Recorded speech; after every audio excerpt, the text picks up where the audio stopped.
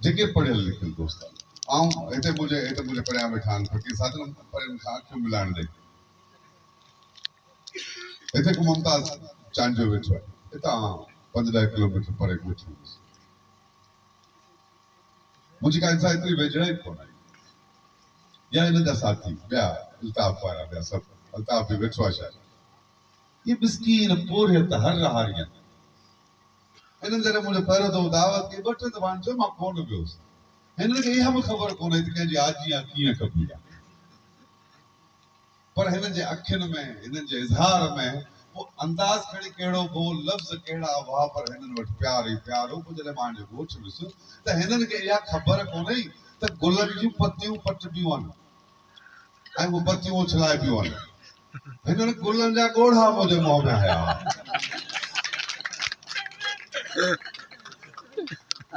वो के सूर थियो तकलीफ़ कोन थी मूं ॾिठो त ही प्यार कनि था हिननि खे प्यार करणु कोन थो अचे हिननि खे कंहिं सेखारियो कोन्हे उहो मुंहिंजी सिंध खे 75 सालनि खां वठी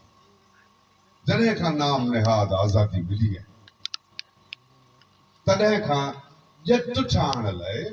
चरियो ठाहिण लाइ अबोझ ठाहिण लाइ ख़र्च कया विया हुननि जे अंदर खे कंहिं